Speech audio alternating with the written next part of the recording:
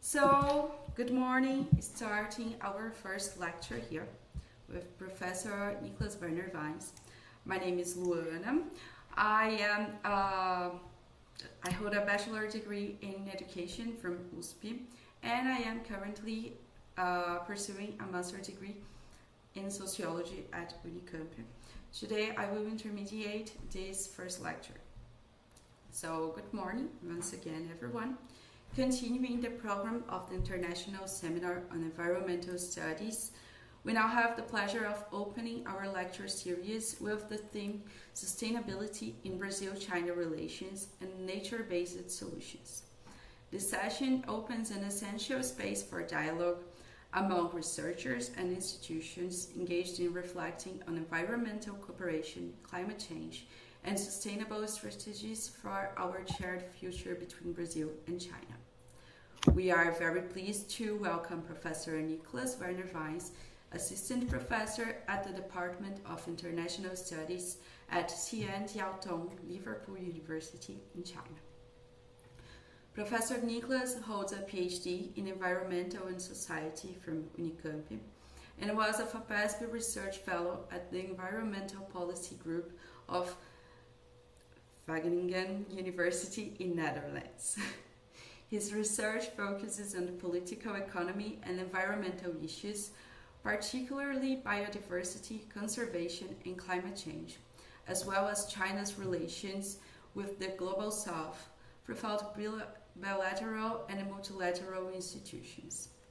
It is a great pleasure to have him with us in this opening lecture, which will certainly bring valuable reflections on sustainability and on the role of nature-based solutions in building more balanced and responsible global partnerships.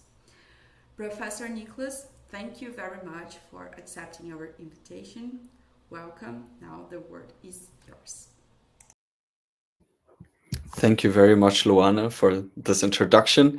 And thank you very much to the organizers and to the Federal University of Campina Grande for this generous invitation. To choose the topic of China as the focus for the first edition of this international seminar on environmental studies. And two, of course, for inviting me, a young professor, to start the discussions here. This presentation is based on my current research agenda. I've been looking at China from Brazil, and I'm now looking at Brazil from China. And I'm trying to engage in dialogues on sustainability, try to understand how different actors in this relationship between Brazil and China are understanding, are framing, are solving environmental and sustainability challenges. And I'll also be looking at nature-based solutions as an emerging term in this relationship that is increasingly framing both climate but also biodiversity actions that are being taken at the international level. So I'll start with a quick impression of the state visit that happened at the end of last year when President Xi Jinping came or went to Rio de Janeiro and to Brasilia for the G20 summit. And where ultimately what makes this super interesting as an opening for our event today, which is the third time that the relationship between Brazil and China has been elevated, this time as the China-Brazil community with a shared future for a more just and more sustainable planet. So this is the perfect framing for environmental studies, but also international relations students to look at this relationship exactly through the lenses of sustainability. Brazil was actually China's first strategic partner back in 1993, recognizing Brazil as a significant, big, emerging country, a developing country that back then in 1992 hosted the Rio Earth Conference, the Rio Earth Summit. And in recognition of Brazil as an environmental power back then, as an environmental leader of the global South, China was quite interested in learning more from Brazil. Then, 19 years later, the relationship was elevated to a comprehensive strategic partnership in 2012, when the two countries started to understand their role as challengers, but also defenders of the global South. And this is a time when a term that has been making me very curious about this relationship emerged, which is the term of ecological civilization. Around this time, when Xi Jinping took office back in 2012, and when the relationship between Brazil and China was elevated to this comprehensive strategic partnership, this is also when sustainability starts to really appear more in both countries' international politics. And this is what I'm going to talk about in a little more detail here. Interestingly, also from Chinese public media, we see the framing of this photo. Maybe one more detail to pay attention to. We have a group of Chinese citizens and entrepreneurs living in Brazil who were invited to be here at the site in Brasilia. And normally we see high-level pictures, we see the government leaders, but here what we see is the people interacting, and also with the background of a forest. I'll get back to that in just a moment during my talk. So the three main topics I would like to cover in today's presentation are: one, why and how sustainability has gained the centrality that it has now in Brazil-China relations. Then second, I'm going to talk a bit about a book chapter that I'm currently writing with a Brazilian colleague of mine that explores the contrasting facets of China's green leadership and the role it has in Brazil's green transition. And then finally, I'm going to look at this term of nature-based solutions that is at the end of the title, and try to understand the emerging geopolitics of nature-based solutions that are framing the relationship between Brazil and China. So I'll start off with the centrality of sustainability in Brazil-China relations. So after a few turbulent years in Brazil's domestic politics, also in its relationship with China, the Bolsonaro government was quite critical of the challengers to the existing global order. We are now back in a time. Lula is back. Brazil is back on the world stage since last year, since 2023. We have seen very opportune, both political but also economic moment in the relationship between the two countries. In 2023, the two countries already signed the Brazil-China joint statement on combating climate change, and also issued a joint communique on deepening their global strategic partnership, running up to the partnership for a more sustainable and just planet that was announced just last year. In November last year, at the visit of President Xi Jinping to Brazil, 37 different agreements were signed in all different areas, including agriculture, infrastructure and sustainable infrastructure, energy in the energy sector, as well as science.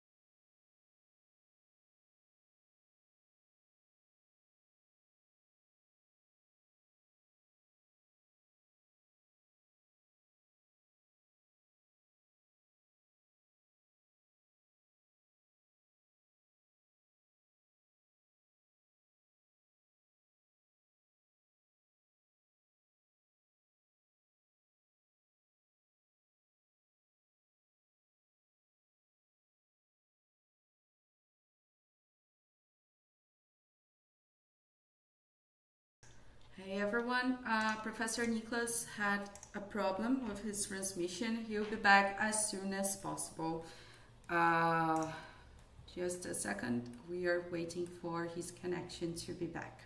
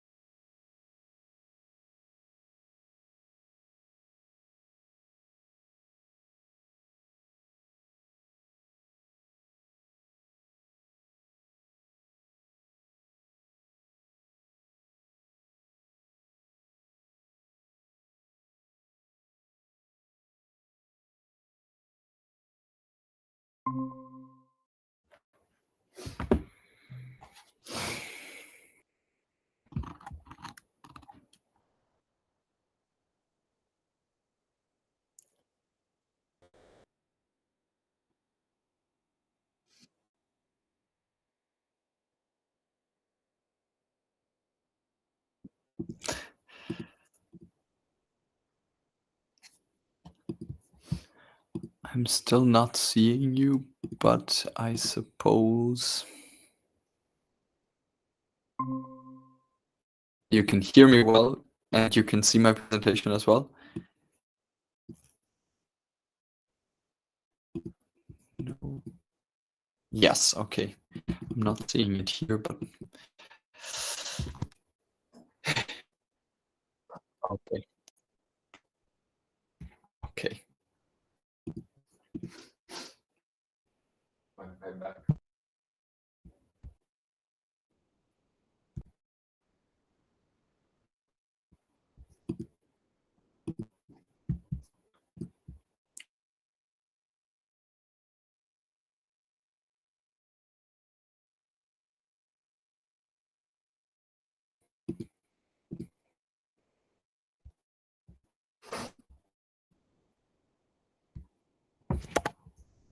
Okay. Okay.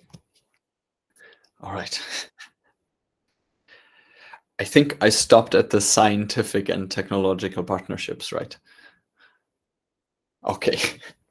Um, so I mentioned how there was a very opportune political and economic moment for the relationship between the two countries.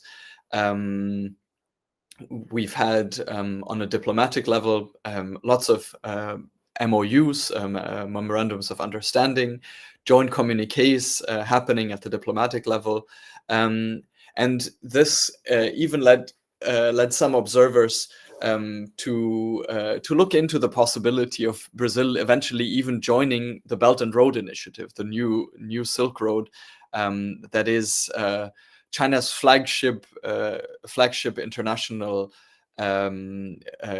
collaboration framework now, in which many projects, infrastructure projects, but also development of new industrial expansion of Chinese companies have been financed under, and which, as an international cooperation framework, is quite unique when we look at other countries try to understand how China is approaching international collaboration here, because we have public and private actors, obviously, but there's certainly a higher degree of coordination that is possible under the Belt and Road Initiative.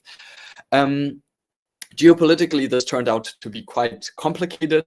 So ultimately, in the end, Brazil decided not to join the Belt and Road Initiative last year, but to coordinate, since Brazil and China are already partners within the BRICS, Brazil, Russia, India, China, South Africa, and now another group of 5 other members from the Middle East and Africa, Ethiopia, that became a member, as well as the Gulf states. Recently, Indonesia joining as well, and new countries discussing how to join this bloc. Brazil decided to only have its new development PAC policy, the Novo PAC policy, to be coupled with the Belt and Road Initiative projects, but not officially joined the initiative as a member country. This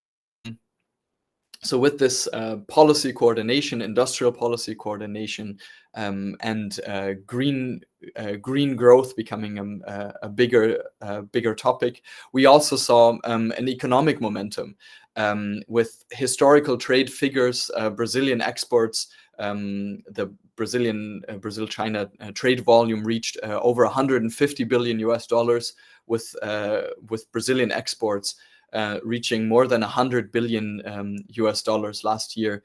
a record year for Brazil-China relations and for Brazil-China trade in particular. But we'll get into how this trade configures and what exactly this means for the environment in just a bit.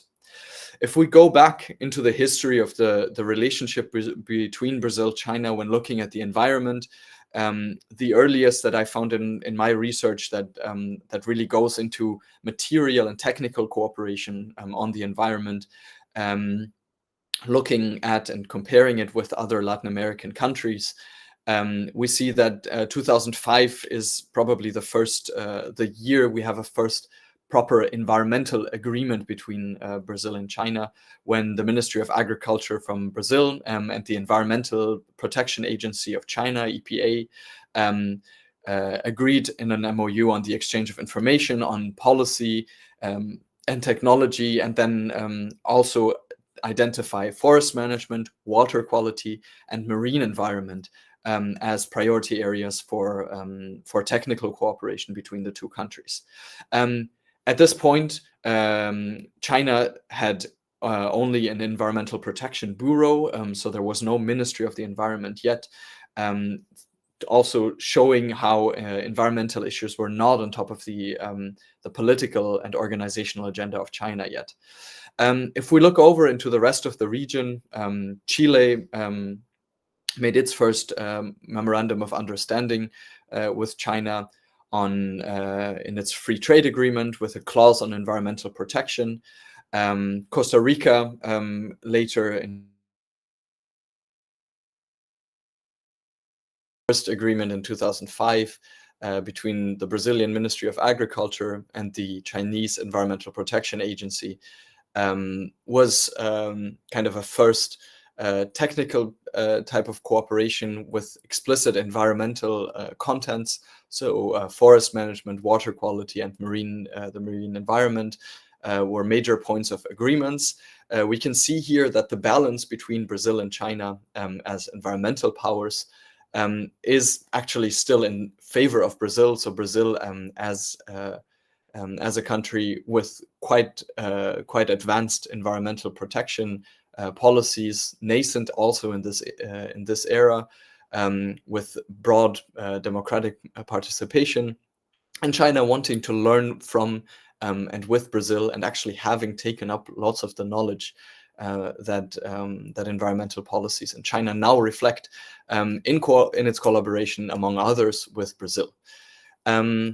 When we look at the greater scenario, so I mentioned free trade agreement with Chile, where one of the clauses of the free trade agreement had environmental protection as a priority, pushed by the Chilean government, but already putting that on the agenda in this bilateral relationship between Chile and China, as China was already importing increasing amounts of wood products from Chile. And then the 2010 agreement with Costa Rica, a reference country in environmental protection that had turned its record on the environment, and here China agreeing to share best practices, joint projects, and joint studies. For example, with Costa Rica's payments for ecosystem services programs, as well as ecotourism, which were starting to emerge from Costa Rica's experience here. What I wanted to talk about and why I wanted to make this reference is that China, around this time in the early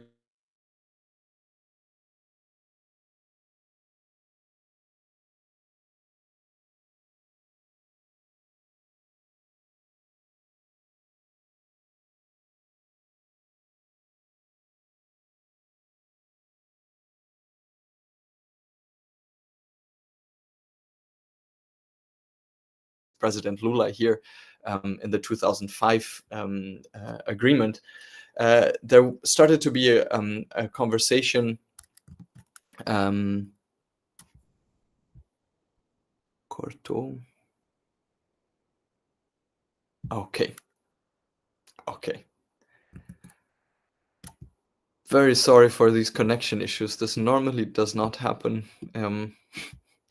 Normally, the VPN that I'm using is quite reliable. Not today, of course, when we need it most. So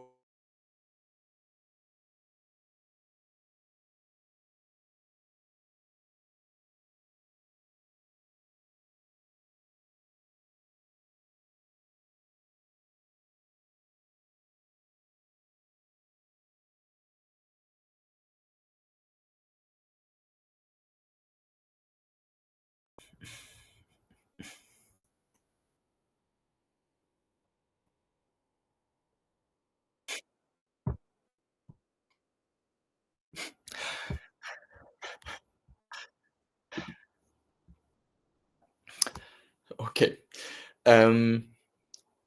Things happen in chunks, in steps here.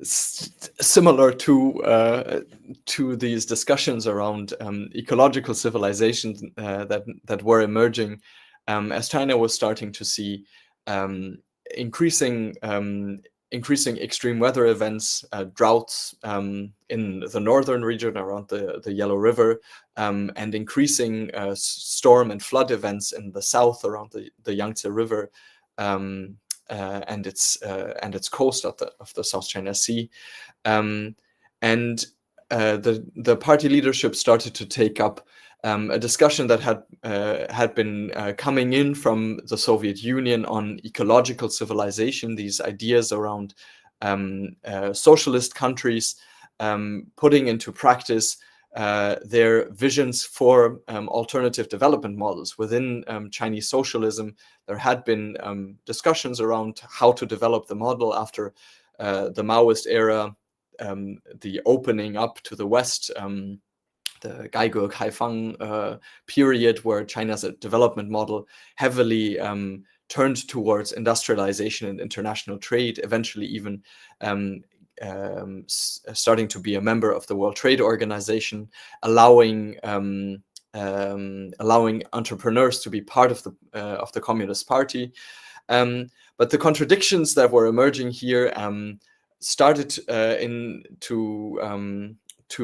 catalyze into the need to take up China's self-understanding as a civilizational power, one of humanity's great civilizations, and looking back at its past, trying to understand where it came from as an agricultural civilization, resignifying the process of industrial civilization that it is going through now in the realities of global capitalism, but understanding that under the leadership of the Chinese Communist Party, at some point, not an undefined but a quite defined point within the 5, 10, and 15-year plans, China would want to reach a stage of ecological civilization until 2050, which is the centennial of the Communist Revolution.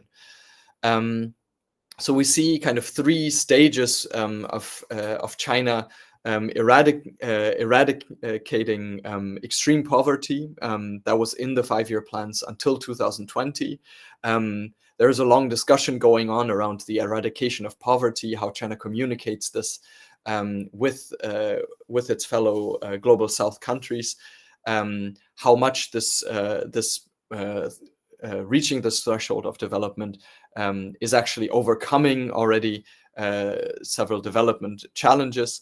But what is a reality, an undebatable reality at this moment, is that China is in an industrial civilization, working on its industrialization, having lots of environmental impacts, and needing to deal with them. Environmental pollution, that is air pollution, soil pollution, water pollution, were turning into issues that had an increasing number of societal protests going on, and the Chinese Communist Party needed to respond to them. So out of this, the idea of ecological civilization and beautiful China was brought into the political sphere, into party leadership. And then in 2012, when Xi Jinping had just assumed power at the 18th National Party Congress, the concept of ecological civilization was written into the party constitution. Just 6 years later, then, when the discussions of the 12th to 13th 5-year plan were emerging, in 2018, the national constitution adopted ecological construction as one of the 5 pillars of Chinese socialism with Chinese characteristics. So next to economic and political, as well as cultural and social construction, from 2018 on, the People's Republic of China has ecological construction as one of the pillars of its political and economic model. Looking into the principles in the books on of Chinese thought, Xi Jinping thought on socialism with Chinese characteristics, we have 6 main principles that are guiding the language and the practices around putting or developing ecological civilization, preparing the development model into the next stage of development. So the harmonious existence or coexistence of humans and nature is principle number 1.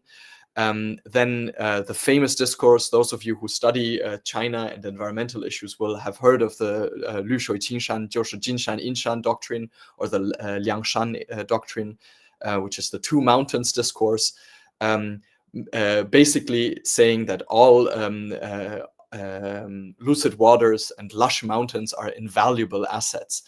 So valuing nature, this was the topic of my PhD, so that's why I'm... Okay, you're hearing me again. I'll just continue like this. Okay, recognizing a healthy ecology as an important public good.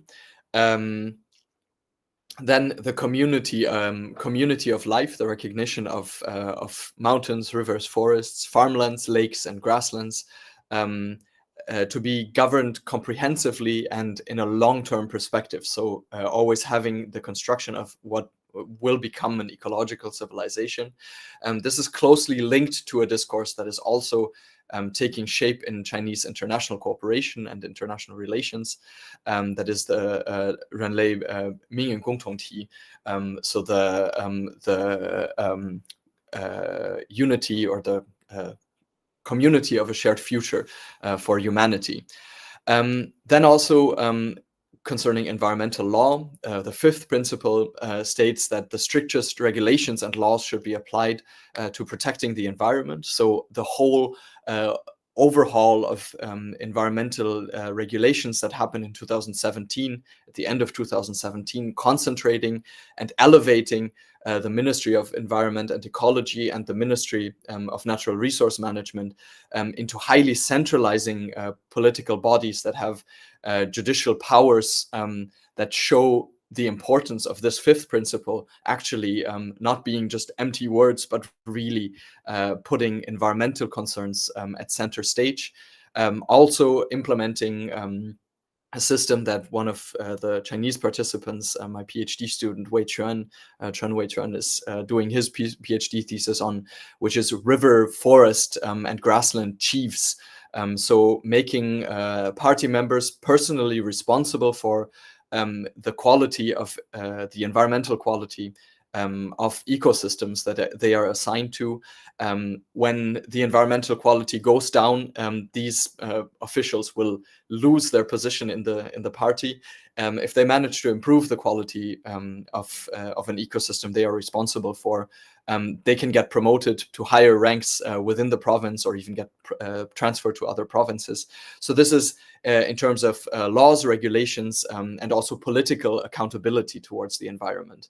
And then lastly, the concept that I've been studying from an international perspective now is China stating that it must act to make efforts to building a global ecological civilization. So there's not only being an ideology, an idea that and a guiding principle that affects the Chinese jurisdiction, but it also going further. So China must be deeply involved in global environmental governance.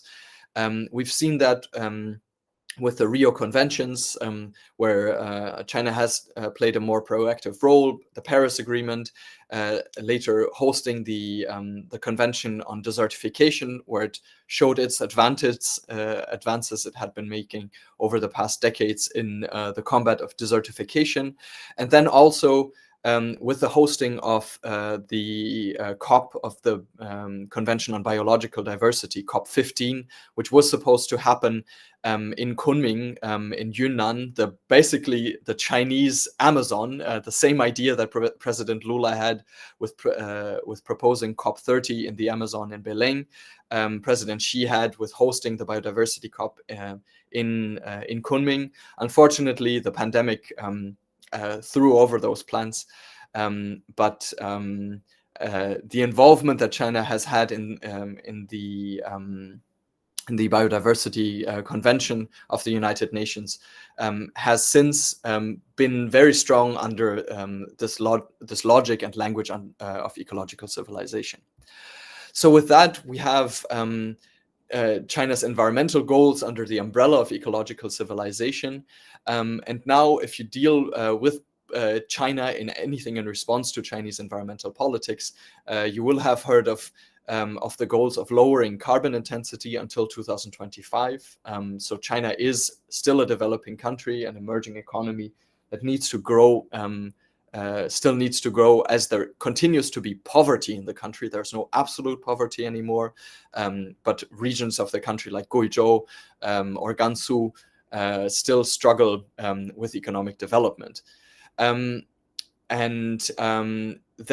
the idea is to reach a peak, the peak of carbon emissions for China, now the largest polluter in the world and second largest economy, but trying to peak carbon emissions by 2030. There are some estimates that this will actually already work out in 2027, 2028, with the high ambitions that have been set at the local government levels, and companies responding very positively, very ambitiously to ecological civilization ideas, and then making its pledge as a big developing country to become carbon neutral by 2060. All of this has been reached in large parts through heavy investments in reforestation policies, among others. So we have the kind of more traditional nature conservation side of China's environmental rise, and we have the renewable energy and energy transition side, around which tomorrow's roundtable will be discussing in more detail. So I tend to look, I'm not an expert in energy, so I try to look at nature conservation policies and forestry policies, as I mentioned earlier. And when we look at China here, one program that really has stood out globally as a contributor to the expansion of forest areas is China's Grain for Green program. This started with a slope conversion program in response to the droughts and floods at the end of the 90s, in 1997, 98, when it was identified that forest loss back then, only 10% of China's surface had been covered by forest, needed to be restored to restore ecological functions. So a healthy ecology, and also the idea of invaluable assets of forests and ecosystems, providing these ecosystem services for downstream users. So over the course of the Grain for Green program that ran from the beginning of the 2000s until the 2010s, by 2015, almost $70 billion had been invested through state investment schemes. This is among the largest ecological restoration program in the world. 32 million hectares of land had been converted, and around 60 billion people, million people as well, not billion, million people have been affected by the changes in practices in conservation. When we look at this slightly controversial study from Nature Sustainability from 2019, Chen et al. Mapped out the areas of that had been reforested, looking at satellite data with average MODIS LAI data from 2000 to 2017, we see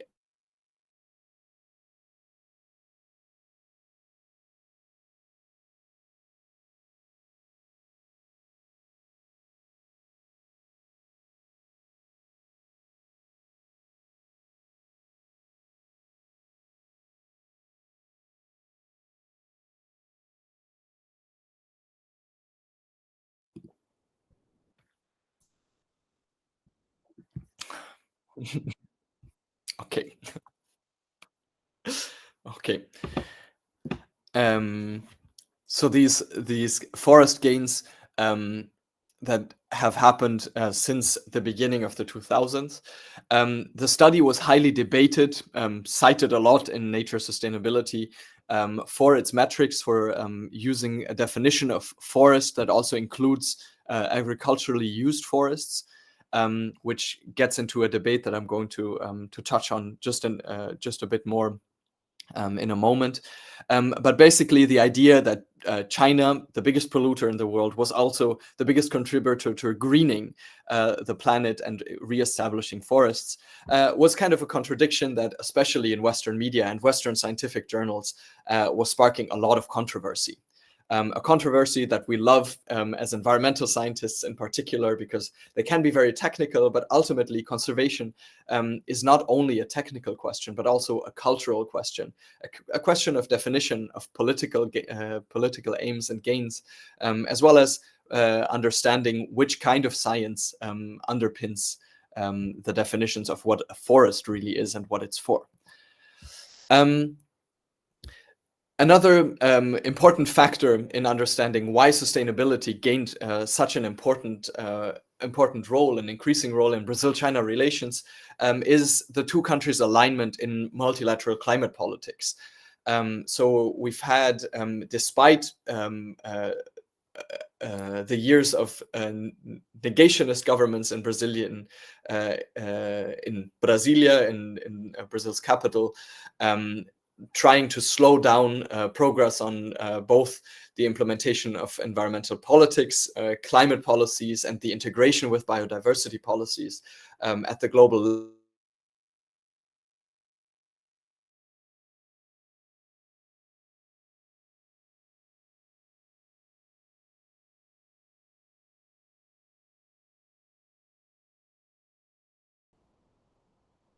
Okay, we'll just continue like this, I suppose, no? Let's... Okay, good. So since the Lula government has been back, there have been several initiatives at the COP when the government was still incoming, so it had won the elections, showed presence at COP28 in the United Arab Emirates at COP28, announcing the creation of the Tropical Forest Forever facility.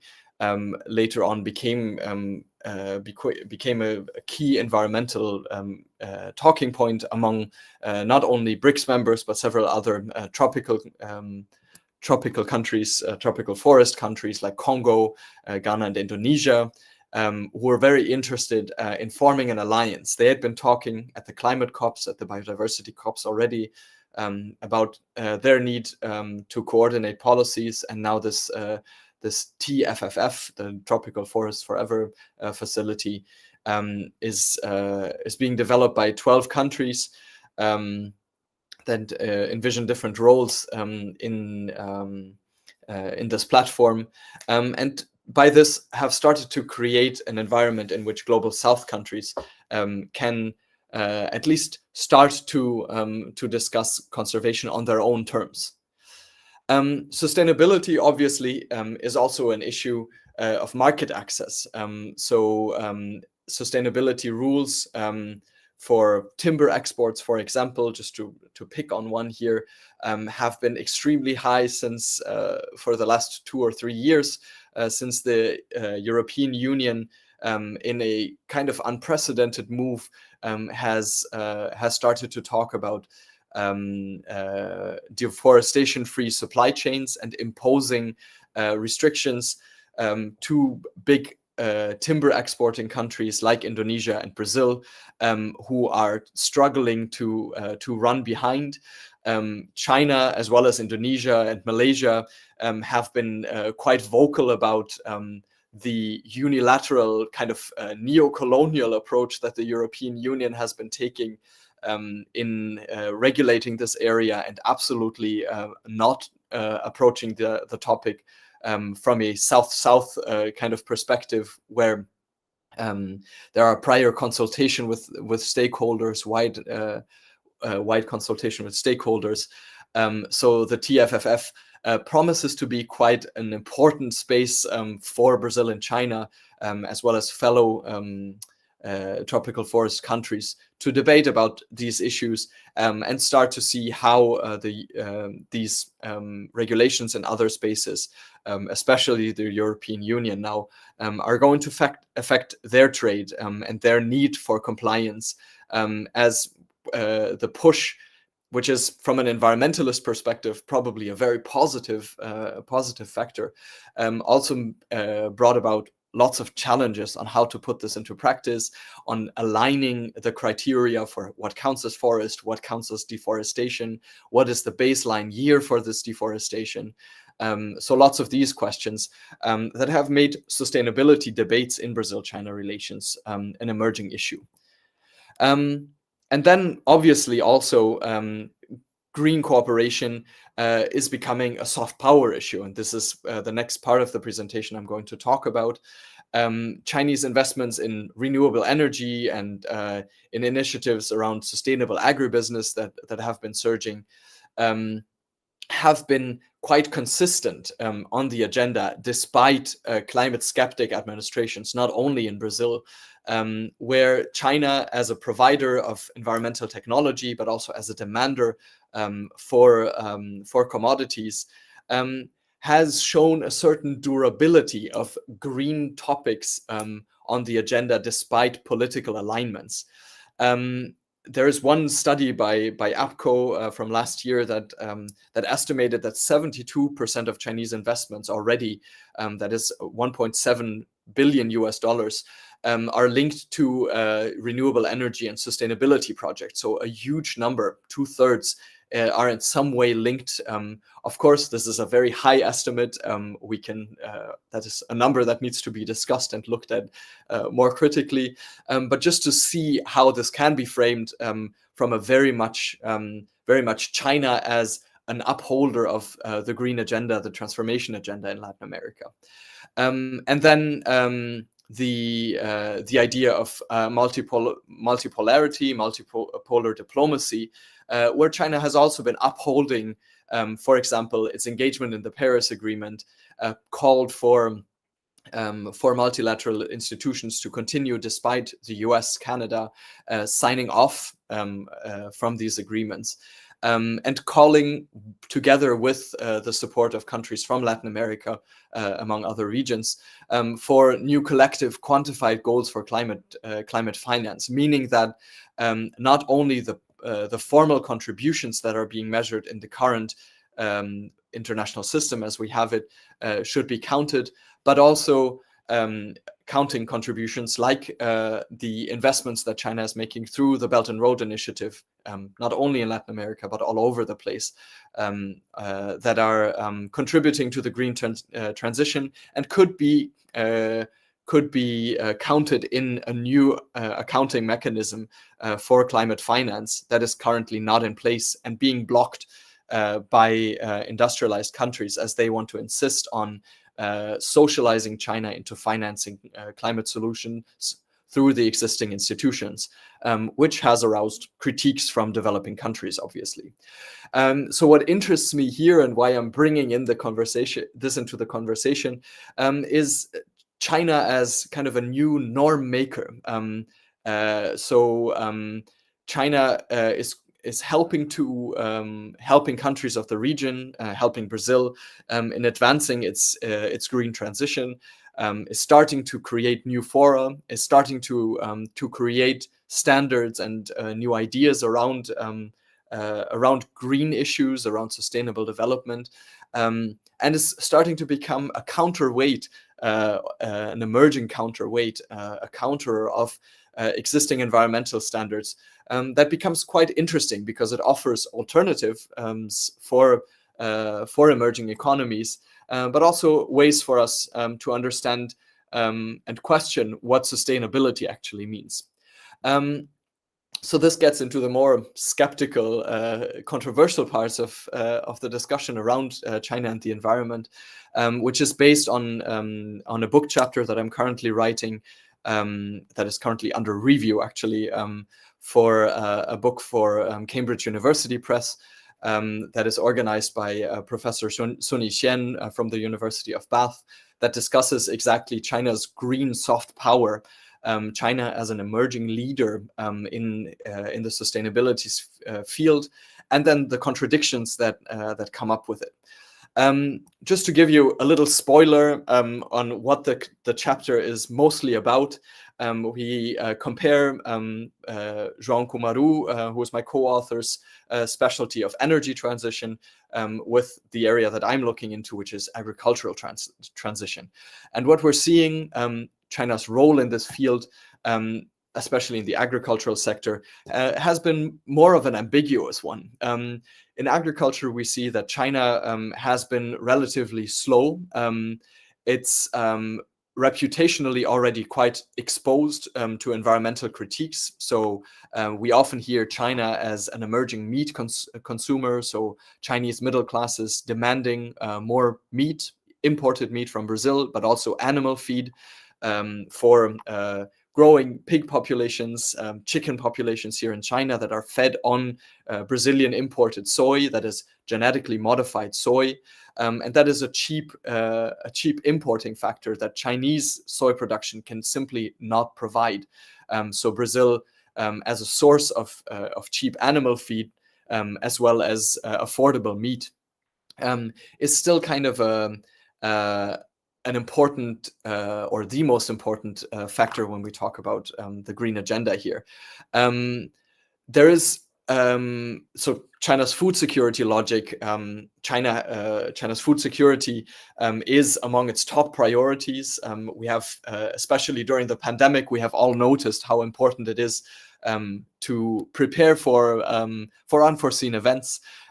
China's food reserves are now at a rate of basic staples that will last it for more than a year, completely autonomously.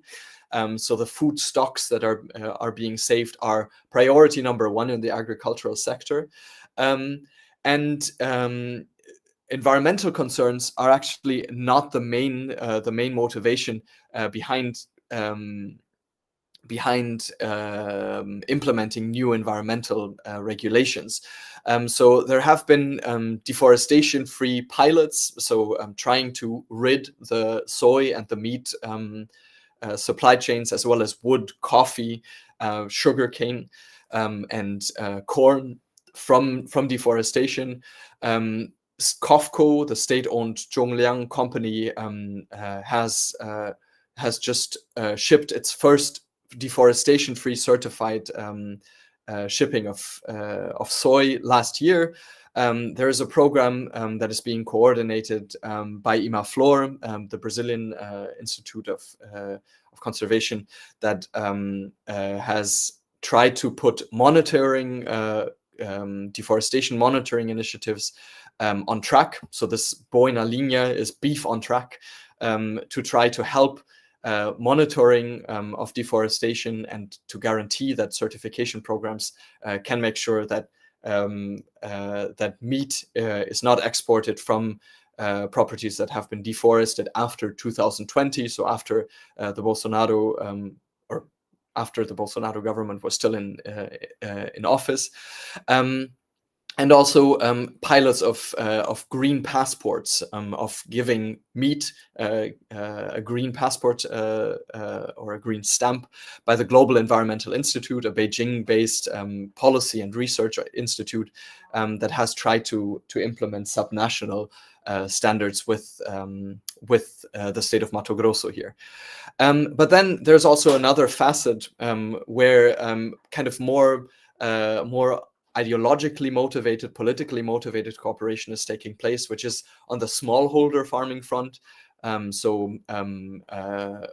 China's agricultural structure is very different from Brazil's agricultural structure, which is dominated by big agribusinesses at the agricultural frontiers. The South has some family farming, which is a little more similar to the Chinese type of agriculture, based on the rural communities from the Maoist period. And agricultural firms and machinery firms have been surging from this, that are now venturing into new markets, Brazil being one of them. And the University of Brasilia actually signed a cooperation agreement with China Agricultural University, CAU, last year, where they want to promote this agenda.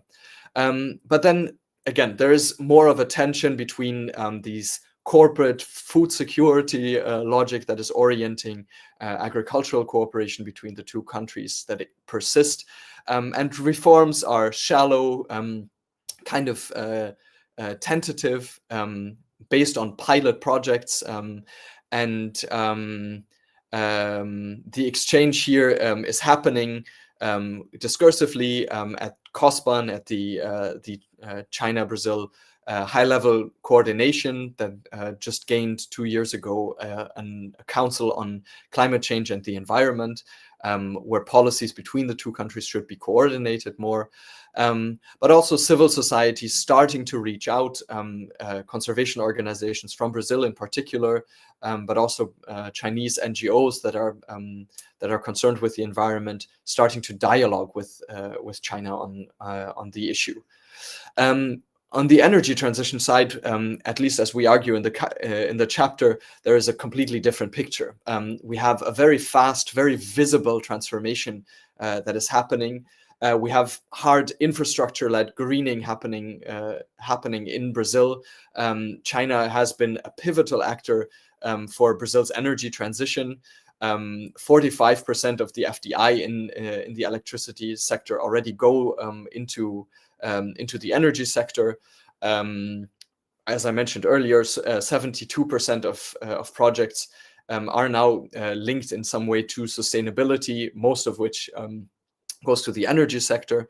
And where these products come from is in its great majority from China. So 98% of Chinese photovoltaics imports now come from China. So China plays a huge role. And this is mainly through, and most importantly, through an issue that many industrialized countries are facing and having problems to finance, which is transmission. The issue of China's role in and especially State Grid, the state-owned energy company that has made possible the construction of new high voltage transmission lines to get energy from the centers where a lot of renewable energy can be produced. That is hydro energy, controversial, I know, solar as well as wind energy from the northeast to the major consumption centers in the southeast of Brazil. So the core of China's kind of green soft power footprint that we discuss in this chapter, that is forthcoming, as I mentioned, is really at this intersection between the capital, the high amounts of capital that go into the Brazilian energy transition, the amounts of high tech that are being produced, and the speed at which the energy transition is happening here. Based on the ideas that in a 2022 chapter, I think that that I published with two Brazilian researchers on the issue, we discussed the role that investment and trade have in Brazil-China relations. Things have already drastically changed in those few years. And there are some signs, at least, of China's role being quite positive in promoting advanced environmental technologies, fostering green development, contributing to important elements of green development like energy transition, and having a relatively positive impact, I would say, on the development of environmental and greening trends in Brazil. So again, this is just to show two figures from this upcoming forthcoming book chapter, where we see here in blue the investments in transmission lines growing a lot. So Chinese foreign direct investments into the energy sector, being into transmission infrastructure that is necessary for a widespread energy transition away from the remaining 30% of energy that in the Brazilian energy mix, which is already clean, but to be transported to the major consumption centers. And then also we see a huge expansion in wind and solar energy, where Chinese technology is being exported and made to use. On the agricultural front, which is the topic again that I have focused on more, that I feel a little more comfortable talking about, we're seeing this as a sector behind the energy sector, which is in most developed countries the main source of CO2 emissions. In Brazil, the picture is actually quite different. Land use and land use change actually account for around 2/3 of Brazil's emissions. And this is also linked to Brazil's position as a global exporting power in agriculture. If we look at the past 25 years, we see a huge rise in the agricultural sector. The figures that I showed earlier of more than $100 billion US dollars being of trade volume between Brazil and China is mainly through the agricultural sector, where Brazil contributes mainly soy and beef, a very concentrated trading pattern that we see here, with soybeans making up in 2022 making up around 1/3 of this export volume. Meat products and meat preserving products at around $10 billion US dollars. But then also, and that is kind of contradictorily here, almost 20 billion US dollars in iron ores and 16 billion US dollars in crude petroleum, which are also part of the export mix of Brazil to China, which is a whole nother issue that we should still talk about, as Brazil is also kind of ambiguous in its sustainability transition on this front. Another issue that is quite connected to the agricultural sector is the flow of agrochemicals, of agrotoxins, as you're not allowed to say by law in Brazil, but due to lobbying efforts of different sorts. But agrochemicals also make up a huge part of the Brazil-China trade. We have herbicides, of which Brazil is the third largest importer from China, and then insecticides, nitrogen fertilizers, as well as phosphate fertilizers, of which Brazil is actually China's largest customer in the world. This is a sector, an area where China, under its ecological civilization plans and green transition plans, has advanced a lot of innovation towards biofertilizers, a super interesting field for us to look into and maybe discuss a bit more in the discussion part of this talk. But just to show here that the connection between the two countries is quite complex, has many environmental dimensions, some of them that are also quite negative to the environment, linked to its trade patterns. The other big issue that I already mentioned is deforestation. So the exports of first of timber, but then of soy and beef that are involved in Brazil-China trade are often indirectly linked to deforestation pressures at the agricultural frontier in both the far west of Brazil and the Mato Piba region, Maranhão, Pará, Piauí, and Bahia, the north of Bahia, where most of new deforestation takes place. There have been studies like a report, a 2002 report by Vieira et al. For the Environmental Institute, CIPO, Plataforma CIPO, that has tried to map the impacts of municipalities exporting to China and how much their rates of deforestation are happening. This is a problem that is already recognized on the Chinese side. So we have the CCICED, the China Council for International Cooperation and on Environment and Development, a major Beijing policy informing institute. Those of you who do research on China will understand how science has a completely different standing here in China for informing important policy decisions. There have been a series of updated reports that the CCICED has been releasing on soft commodities, on the environmental impacts of soft commodities. In blue here, we see Brazil as the main leader in soybean impacts in the percentage share of global exports. Back in 2020, when this data is from, the US was still a major supplier, not anymore. Brazil has taken over a huge share, contributing to this this rise in the trade volume between Brazil and China as well. Beef, where Brazil is also one of the major supplier to China, as well as coffee, where Brazil also has significant environmental impacts in its imports of these products.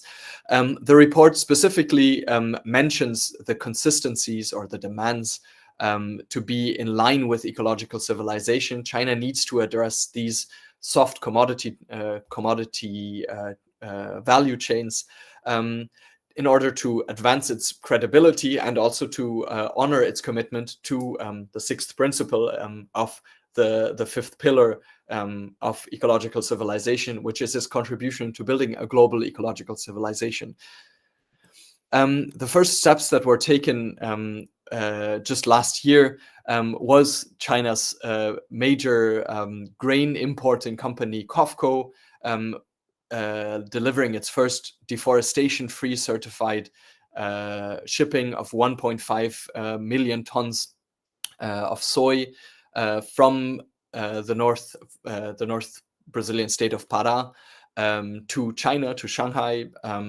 The Tropical Forest Alliance has certified the processes here in delivering the inputs for the dairy company Mengniu, which has now promoted Brazilian sustainable soy in its products. We see that here in the metro, in public spaces, where Brazil starts to be associated with environmental issues at a very initial stage, I would say, but still, these were first pilot programs to test out how much it's possible to implement deforestation-free value chains.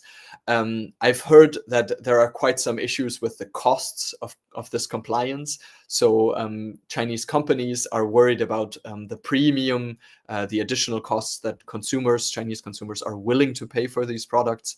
But initially, these are testing the waters, trying to engage with critiques and trying to implement new, less environmentally harmful practices here.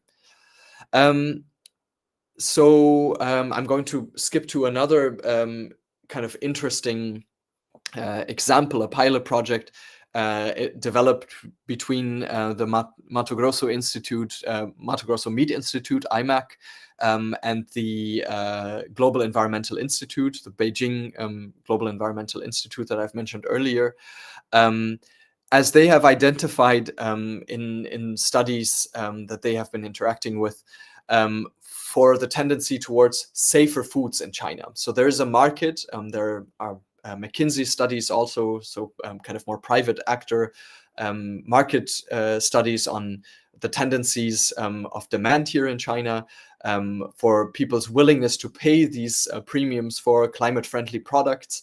And they have identified that meat and quality, higher quality meat with a traceable supply chain is actually has a feasible market segment that they would like to tackle. And so the Meat Institute of the state of Mato Grosso has engaged with the Global Environmental Institute in developing this green passport scheme.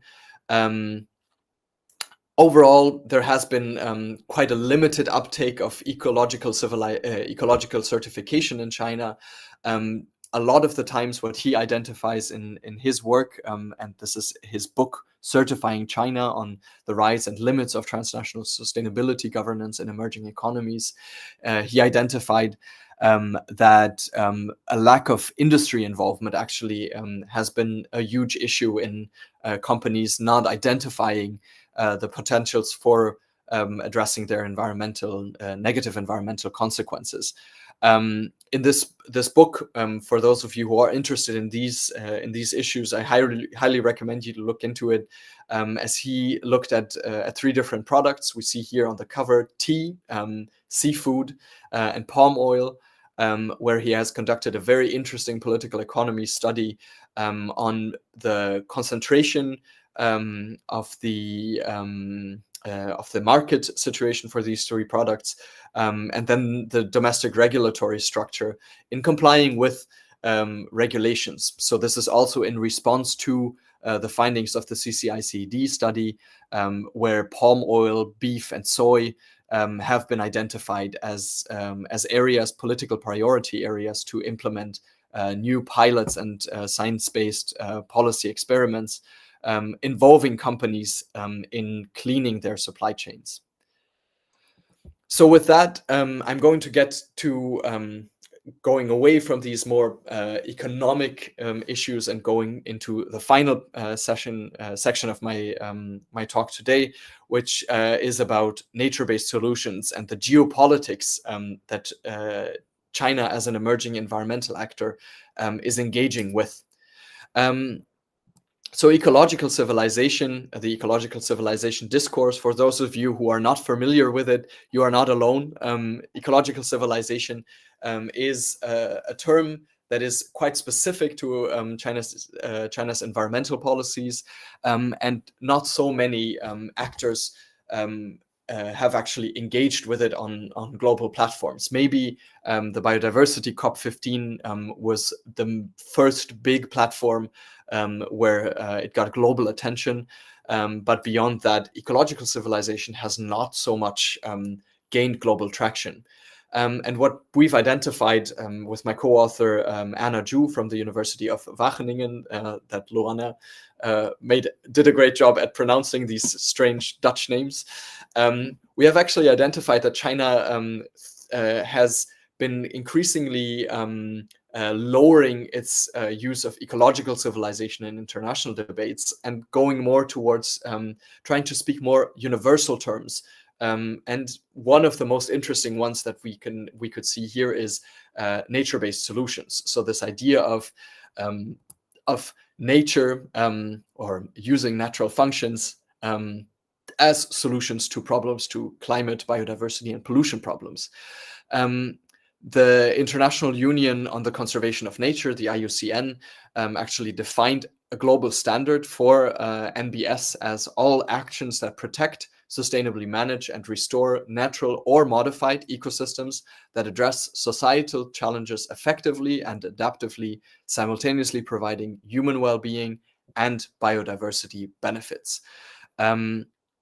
So here in this definition, that has also been translated into Chinese to try and engage more of the Chinese scientific community with this jiu zhiran的解决方案 discussion, nature-based solutions, and also sharing China's experiences with these policies domestically.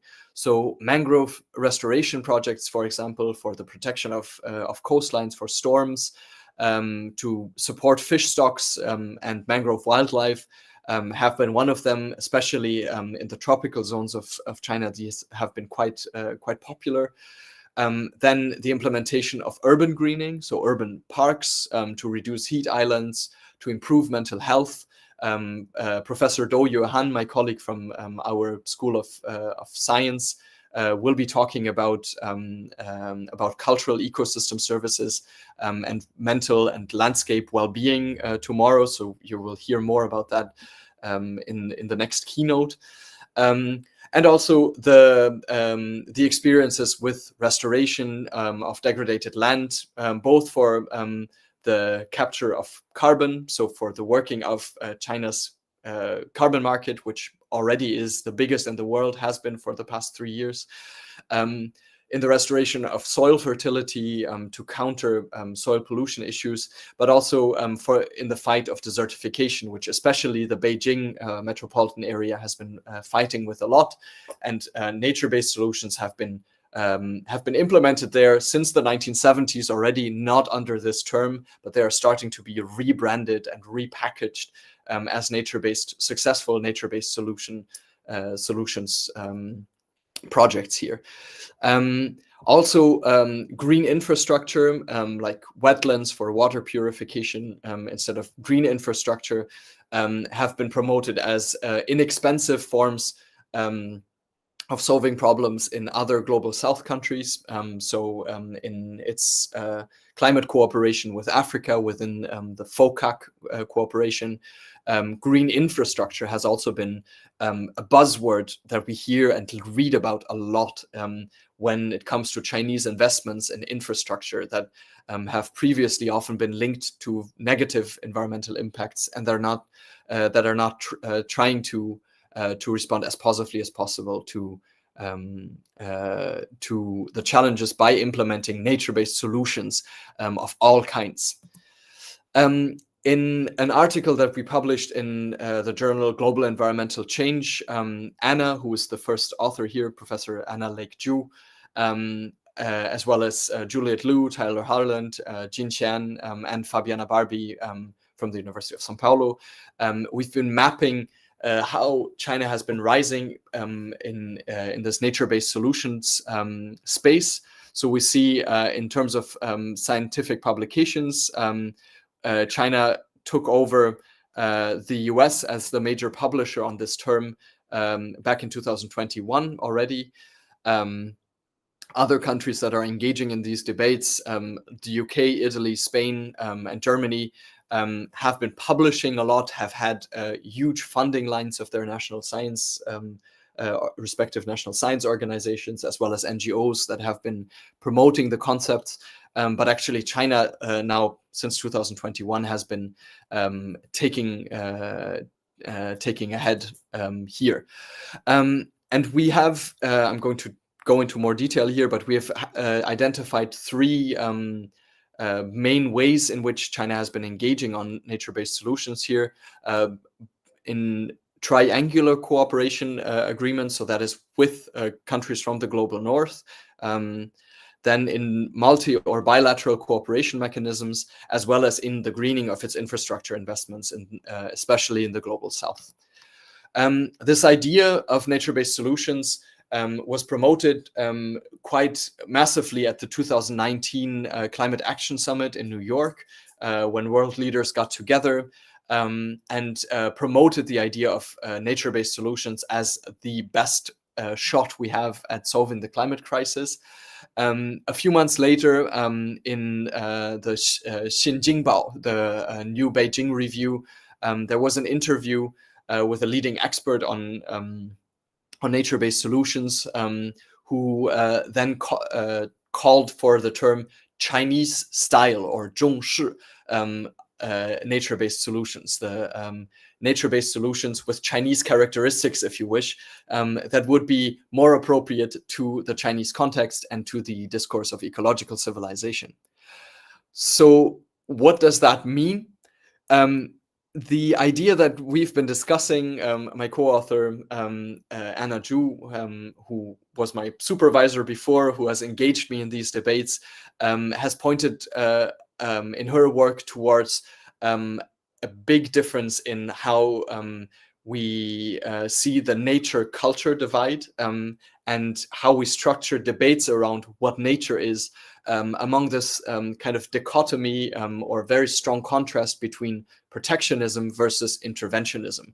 And the idea of humans being separate from nature, an idea from enlightenment that has been perpetuated in global conservation policies, cemented in global conservation policies, coming from European and North American conservation organizations, reference points, are actually quite different when we look at the rest of the world, how most local cultures, indigenous cultures, and traditional communities see nature. Nature is never seen as in no world region, Latin America, Africa, or the rest of Asia, as a separate entity, but rather humans are seen as part of nature, and humans have for millennia modified and interacted with ecosystems, and the way we deal with conservation is being fundamentally challenged by China's rise in this space. So the book that Anna describes these, Professor Anna Zhu describes these ideas in is on her fieldwork in Madagascar, on rosewood and endangered species conservation, and the rise of global China. Exactly getting to these points of what it means for us to discuss environmental protection, conservation, nature and nature-based solutions ideas with and about China, with China becoming a major actor in this field. So in the article that I mentioned just 2 slides ago, we have identified these 3 different mechanisms in which China is engaging with nature-based solutions. One being China-based platforms. So we have the CCICED, the Council on the Environment and Development, that is producing reports, that is producing knowledge, reinterpreting and adequating conservation and sustainability policies to the Chinese concepts. We have the the BRI Green Coalition that we see here, that has been promoting China and Chinese policies as well as technical knowledge on conservation. And then as an outcome similar to the Kyoto Protocol, the Kunming Agreement, the Kunming Framework that now governs global biodiversity conservation, actually created a fund of $210 million for the conservation of nature that is based on Chinese criteria. This was supposed to become a multilateral fund, but due to the multilateral environment that we're in, especially with China-US competition, the Kunming Fund has kind of had problems getting off the ground, getting other investors in, and starting its first projects. But then also China is engaging with global governance and global platforms that promote NBS, either through financing or through co-leading organizations. The most important of which that I would highlight here is the International Ecosystem Management Partnership, that is a sub-organization of the UN Environmental Program that is housed in the Chinese Academy of Sciences, that has, of course, financing through the Chinese scientific system, invites global experts on working with this, and of course gives Chinese scientists and politicians particular access to the UN system and the policies that are being promoted within it. But also, I mentioned the International Union for the Conservation of Nature, that the Chinese scientific community has been very open to dialoguing with, translating its materials into Chinese, and making sure that China is part of the conversation here. And then we have projects like the African Union's Great Green Wall Initiative, which is actually not related to the Great Wall of China.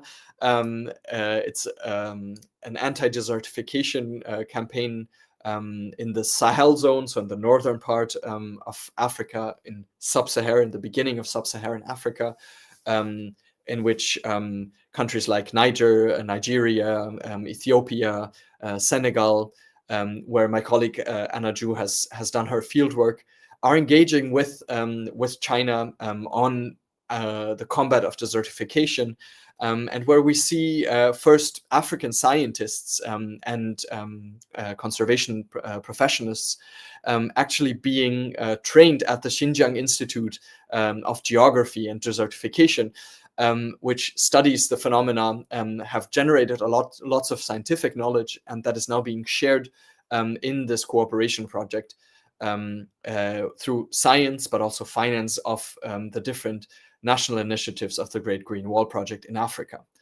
And then lastly, the third kind of type of NBS engagement that we found is the greening of infrastructure. So here we see the standard gauge railway in Kenya that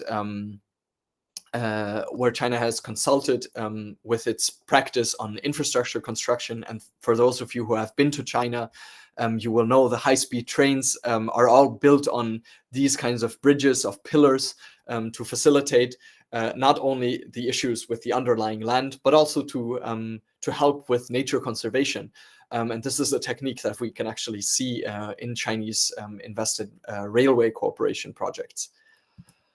In the article, you will also find a list of the platforms that I've just mentioned, with a little more detail on how exactly China is engaging with these, with the concept of nature-based solutions. So the CCICED, as a major China-led international organization, with NGO partners from the developed world and the developing world. It's been developing policies specifically on the NBS front. Then we have the Belt and Road Green Coalition that is China-led by the Ministry of Ecology and Environment in partnership with ministries from BRI countries, where they are having dialogues on nature-based solutions and providing kind of a global synthesizing platform of NBS through partnerships with other organizations that we can see here in this table. And here the BRI coalition is a provider of funding.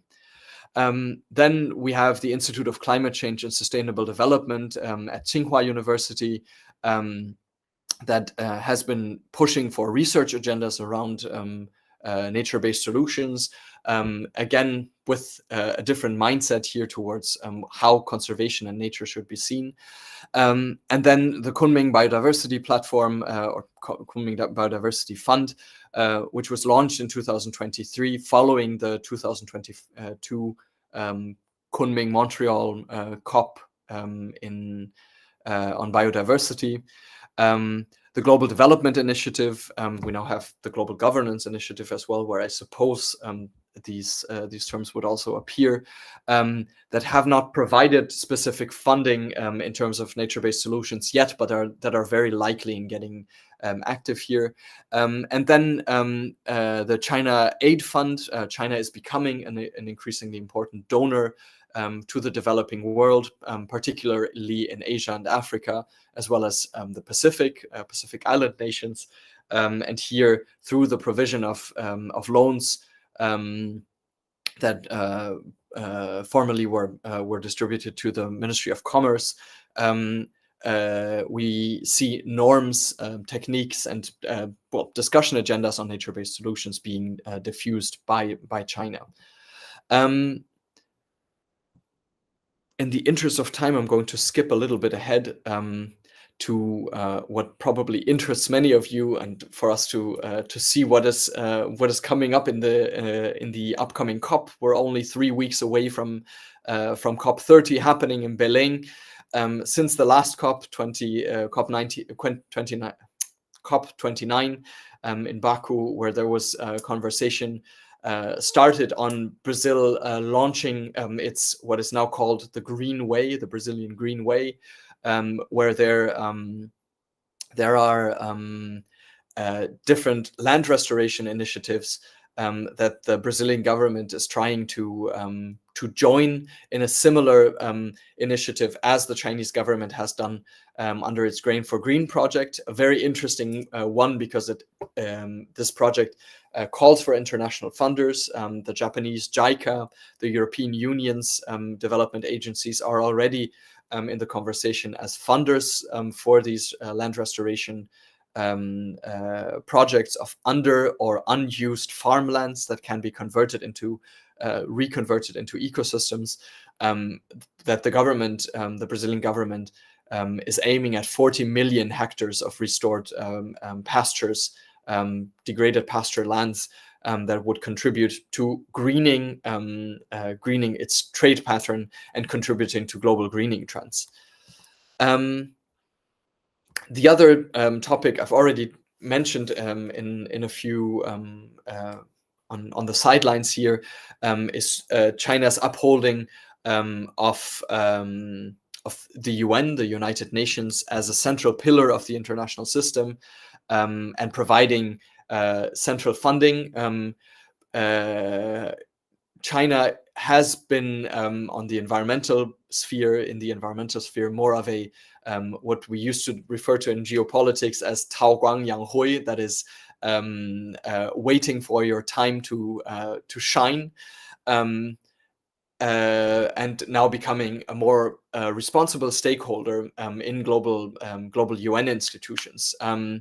With the dual carbon goals that I mentioned at the beginning, carbon peaking and carbon neutralities, the China Daily, the unofficial Chinese newspaper, has actually called China a torchbearer of climate policies, and together with two Brazilian researchers, I've looked at the funding that Chinese agencies, Chinese ministries, and the Chinese central government has provided to different UN conventions. We see that in both the Kyoto Protocol, the Convention on Biological Diversity, as well as the Cartagena Protocol on Biosafety, China is already the #1 contributor to the core budget of the functioning of these UN conventions. In the UNFCCC, the Framework Convention on Climate Change, the share of Chinese budget is now at 11%, ranking it at #2, as well as the Convention on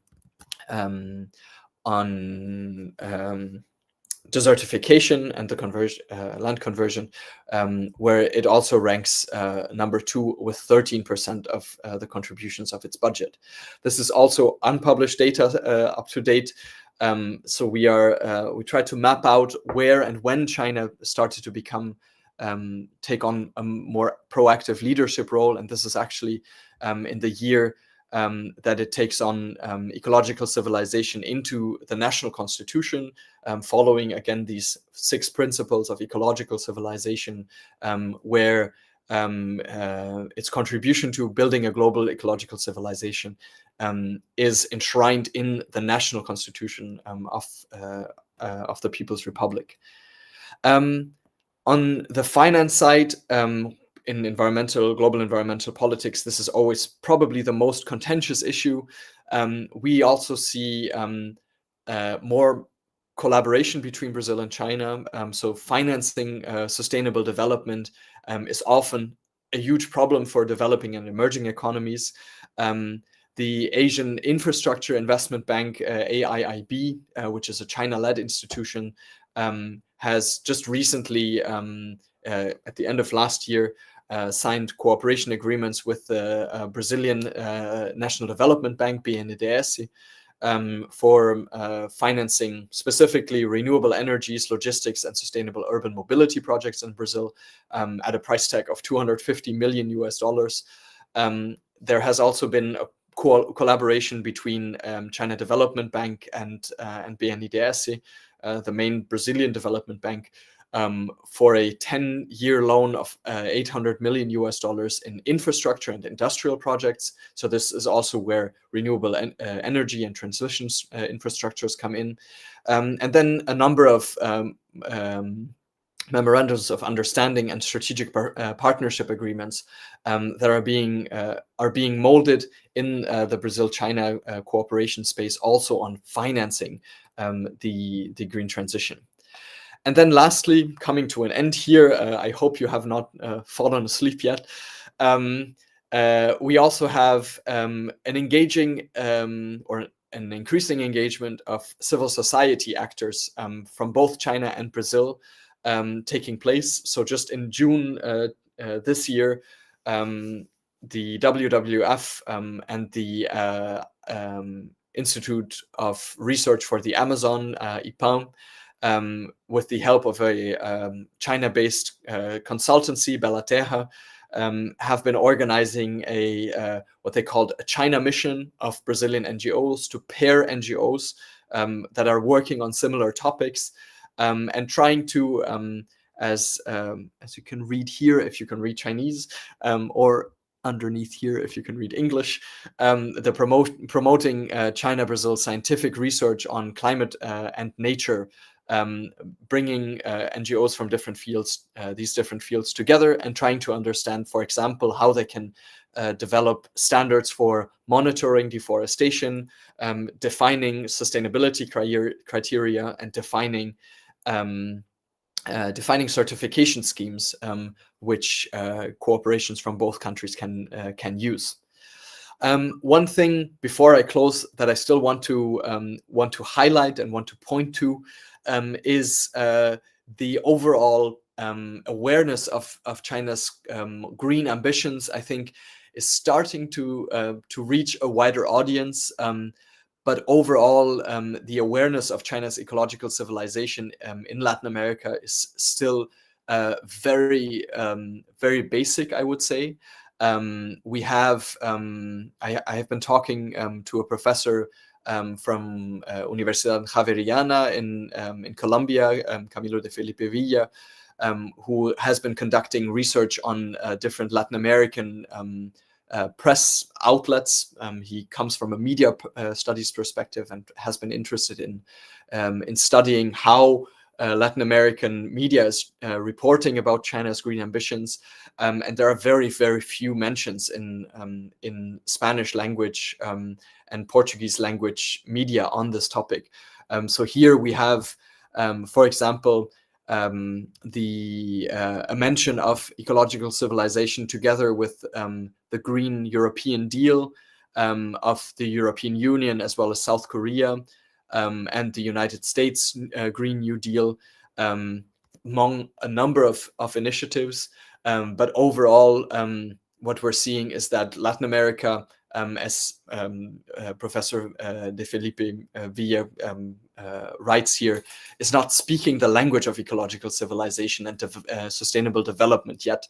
I think the tendency, what I just presented on nature-based solutions, is probably a good pathway for us to engage with China in dialogues on sustainable development, trying to understand, trying to come to a common denominator, coming to a common ground on what it means to develop whatever this ecological civilization idea means for other countries that are not ruled under a one-party system. And probably the best way for this to happen is through science. So China and Chinese science has risen in its global importance tremendously. China is now among the top publishers in many fields, including the environmental one, where it is the main publisher on the topic. What, from a political science and international relations perspective, what we try to do is try to map and understand who and how they are engaging with these types of science. So in, again, this forthcoming chapter in the book on Chinese green soft power, we have tried to map a few of the most relevant events and dialogues, as well as capacity building initiatives in which China and Brazil have been collaborating, exchanging information, trying to craft new rules in their cooperation that are challenging existing norms from the global north, but also through the provision of economic support, of funding, really, and information sharing in different projects. This is going to be quite an interesting phenomenon, I think, for us to observe in the upcoming Belém COP. So Brazil is now setting the stage for this dialogue. There has been a lot of background activity going on in the Brazilian government, articulating its several social development, green industrialization policies, as well as the role of reforming global institutions. And well, NBS, nature-based solutions, are certainly an advantage, a natural advantage, a comparative advantage for Brazil to showcase its successes, but also its needs in this respect. But also, I think what we're seeing here is Brazil trying to reclaim a position that it had been earlier. There's an interesting article by Farias and Peter de Verne, who have published about Brazil as a leading environmental power. And in the space of trying to understand where China now falls in this, I would argue that maybe China started to learn from and with Brazil, but has overtaken it, at least on the international stage, as an environmental power already. But what we're going to see is probably a lot of interaction, a lot of exchanges, as Brazil and China have been strategic partners for such a long time already. It's been, 32 years now, 33 years that the two countries have been strategic partners. And the green agenda is starting to really take shape, which is in the interest of both countries. Both are biologically very diverse countries, countries with huge potential for restoration still. But what we see is also that China is in need of other southern partners to kind of narrate its success into this green leadership. So probably Brazil's land restoration project, the Green Way, that will be presented officially at COP30, of restoring 40,000 hectares of degraded lands, will be a major talking point that China wants to engage with Brazil on. Then we have, as I mentioned in the agricultural part of my talk, this whole emerging topic of the bioeconomy, bio-inputs, as well as an intensification and more efficient agriculture that China has a lot of knowledge on, has a lot of science funding, as well as technologies that it wants to share with the world, and to kind of get out of this corner of being seen as only an extractivist power, and being understood more as a country genuinely working in line for this ecological civilization idea.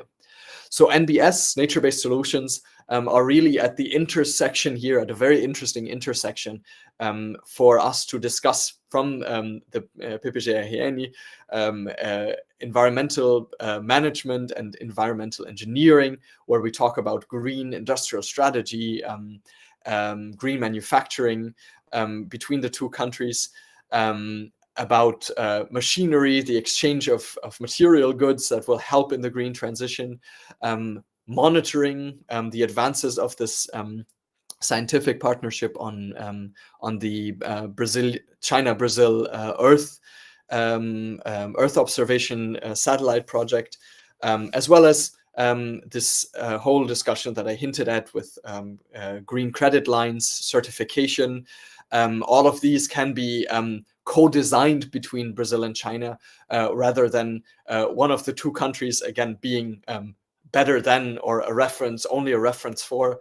As I mentioned in my part of the opening speech, I think the partnership between Brazil and China is an important space for us to see how international relations can be made in quite different terms than the historical relationships that countries like Brazil have had with Europe, with the United States, that are very unequal in terms of who gets to define norms, who gets to define the agendas. And I'm looking forward to looking into what comes out of the discussions, especially of the working groups on Friday, of people working on different fronts and hopefully wanting to engage more with either Brazil or with China in their research. So with that, and lots of interruptions, I thank you very much for your attention. Muito obrigado pela atenção e 谢谢大家的关注. I want to thank the Xi'anjiaotong Liverpool Research Development Fund for making this research possible, as well as my previous funder, the São Paulo Research Foundation, FAPESP, who have taken me to this place, have made it possible for me to be an assistant professor in China now. So research funding here is quite an important aspect that I don't want to miss on thanking. Thank you everyone for your attention. And I am at your disposal now for discussing a bit more about all of these different data points that I've presented that hopefully sparked some interest. All right, Professor Niklas, it was amazing to hear you. We received one question from Lara. Do you have time to answer it?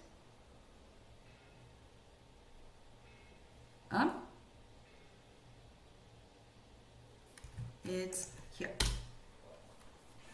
Can you hear me? But I can't hear you. You muted yourself. Sorry. Yes, that's why you cannot hear me. Okay, so I see the application of tariffs on foreign products, including Brazilian ones, by Donald Trump in relation to the United States greatly benefited the Brazil-China relationship in agribusiness and commodity exports. So in my view, is there any prospect of improvement in the coming months for this bilateral relationship considering Trump's continued tariff policy? Very interesting question. That has been discussed in media, in Brazilian media, in European media, in Chinese media even. So the Trump phenomenon is really a disruptive one, I would say, in global politics at the moment, not only in terms of the economy, but also in terms of the environment. I mentioned that the huge, we saw this CCI-CED graph that still mentions the US as the second biggest provider of soybeans or exporter of soybeans to China, which is not true anymore, as these trade volumes, similar to also quite a hot case on coffee beans that after Trump imposed tariffs on these, China also took on as an importer now in a kind of solidarity move to show its goodwill in improving the relationships. But I think the effects of this will probably last for quite some time, as I understand it at least. So the reconfiguration of trade flows in the agricultural sector, of course, is very volatile. We're living in a highly globalized food system that is dominated by corporations that are highly networked and that react to market signals. So the fluctuations of trade flows between countries, as happened with the soy trade, is, I would say, yes, a geopolitical implication, yes.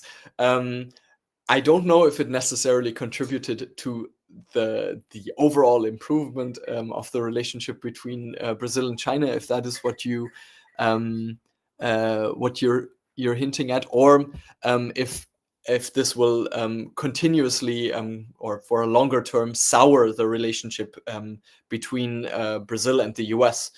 From my understanding of the Brazilian agricultural sector, it has been traditionally quite close to the US. Many big agriculturalists will have stakes, interests, money, their capital, and investors from the US.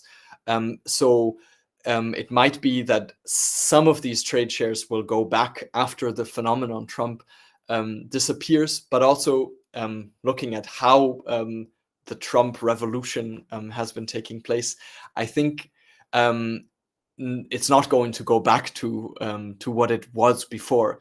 There are structural changes that are happening, interest groups that are reconfiguring at a scale that I don't think the relationship can be that easily taken up again. Also, seeing how the Trump government has now been reacting to the situation in Venezuela, so its connections with Latin America, with South America, and its history of intervention, for example, have made several countries in the region quite wary of the intervention of the United States, the role of the United States, and this kind of arrogant, power-dominant position that it has had in the region. So I've lived in Panama myself for a year, for example. I have understood the relationship between the US and Panama from a few years ago, and I understand that the intervention of the United States in the country is seen as something absolutely impossible. I think in the case of Brazil, since there has been a history of involvement of the CIA during the military dictatorship in Brazil, for example, the suspicion of at least parts of Brazilian society towards the US with these Trump positions has been quite strong, has made the US a much less attractive partner.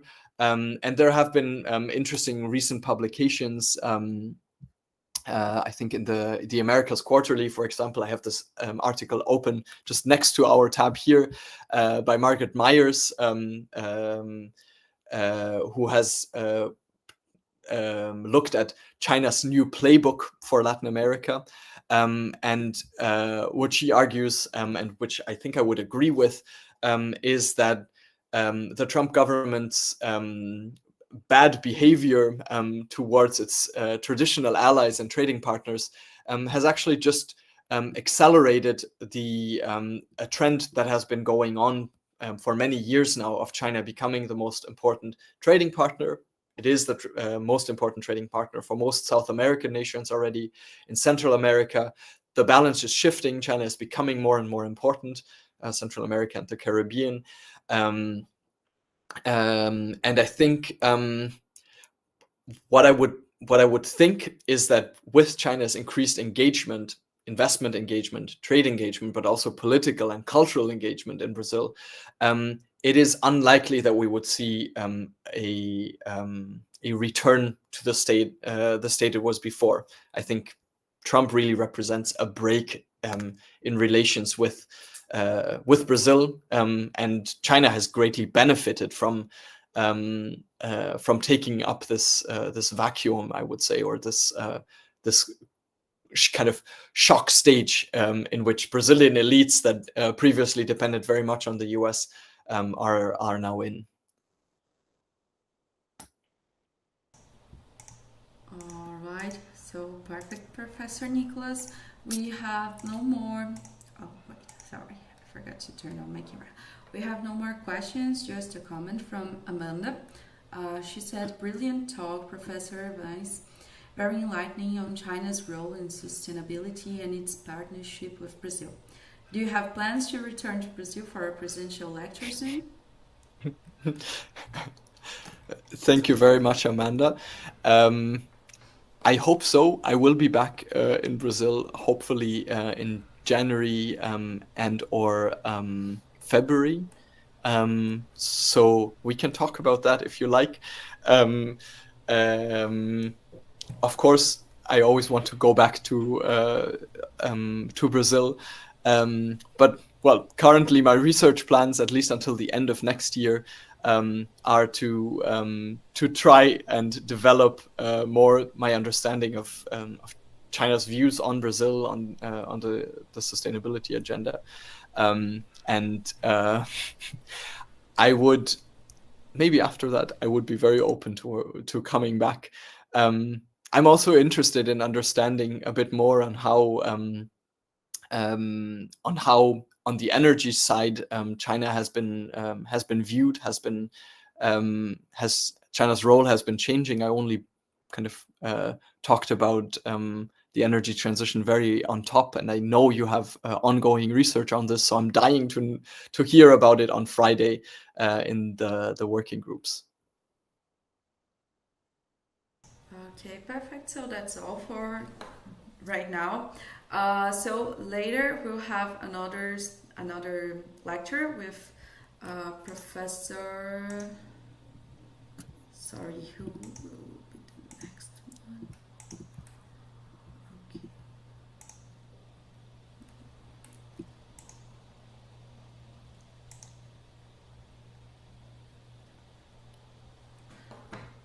Okay, so the next lecture will be today at 7 p.m. It will be with the professors from the Don Quixote. So that's all, guys. See you all later. Bye-bye.